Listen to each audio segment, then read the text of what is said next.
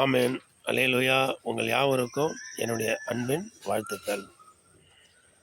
இன்றைக்கு நம்முடைய வேத புஸ்தகத்தில் பிரசங்கி புஸ்தகம் 7ஆம் அதிகாரத்தில் 2வது வசனம் என்ன சொல்லுதுன்னா, நீங்கள் களிப்பு வீட்டுக்கு போவதை காட்டிலும் துக்க வீட்டுக்கு போவது நலம். அங்கே எல்லா மனுஷனுடைய முடிவுகளும் காணப்படும். இதை பார்க்கிற மனிதன் தன் இருதயத்திலே சிந்திப்பான் என்று சொல்லப்பட்டிருக்கிறது. விருந்து வீட்டுக்கு போவதை பார்க்கலாம். பாருங்கள், விருந்து வீட்டுக்கு போகணும்னு சொல்லல, திருமண வீட்டுக்கு போகணும்னு சொல்லலை. அங்கே போகலாம் வரலாம். ஆனாலும் அதை காட்டிலும் துக்க வீட்டுக்கு நம்ம போய் வருகிற பொழுது அந்த மனிதனுடைய முடிவை எப்படின்னு சொல்லி நம்ம அங்கே உட்காந்து நம்ம பார்க்கும் பொழுது எல்லாரும் கதறி அழுவாங்க. அவர் எப்படி வாழ்ந்தார், அவர் வாழ்ந்திருக்கும் போது என்னென்னலாம் செய்தார், அவர் எப்படிப்பட்டவர், எப்படி பேசுவார், எல்லா இடத்துலையும் அன்பாக இருப்பாரா அல்லது கோபமாக இருப்பாரா,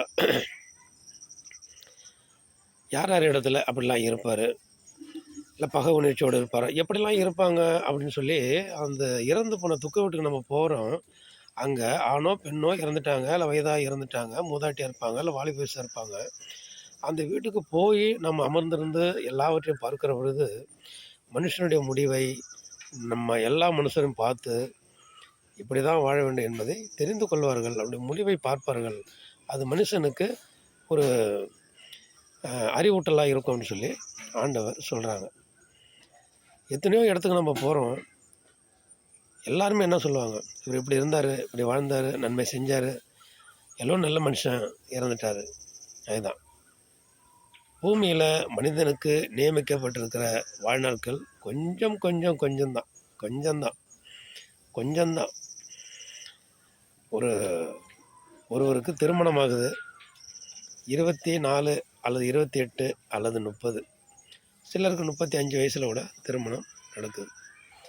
அதற்கு பிறகு திருமணத்திற்கு பிறகு தானே ஒரு மனிதனுடைய வாழ்க்கையை துவங்குது. அதன் பிறகு பாருங்கள், ஒரு குறிப்பிட்ட வருடங்கள் தான், ஒரு 30 வருடம் தான் அதிகபட்சம். அதிலும் நம்மளுடைய சரீரம் ஆரோக்கியமாக இருந்தால் மட்டும்தான். ஆரோக்கியம் இல்லைன்னா அட்டாக்கு, மற்ற நோய்கள், விபத்துகள், ஆபத்துகள் எப்படியோ என்ன ஆகிடுது, மனிதனுடைய உயிரை சாத்தான் கொண்டு போயிடும். அதுலேயும் நம்ம உண்மையாக கர்த்தருக்கு பயந்து இருந்தோம்னா கட்டாயம் நமக்கு நம்முடைய ஆத்துமா பரலோக வாழ்வுக்கு நேராக கர்த்தர் கொண்டு போவார். இதுதான் உண்மை. அதனால் களிப்பு வீட்டுக்கு போவதை பார்க்கலாம். களிப்பு வீட்டுக்கு போக வேண்டியதான், நம்ம போகக்கூடாதுன்னு இல்லை, எல்லோரும் போகணும். அதனால் துக்க வீட்டுக்கு போகும்போது நம்முடைய இருதயம் சீர்படும், நம்முடைய சிந்தை சீர்படும், அவருடைய முடிவை பார்ப்போம். நாமும் நம்மள்கிட்ட இருக்கிற சில தவறுகளை நம்ம திரித்து கொண்டு வாழ்க்கையை குறித்து நம்ம சிந்தித்து வாழ கற்றுக்கொள்ளலாம். ஆமென். அல்லேலூயா.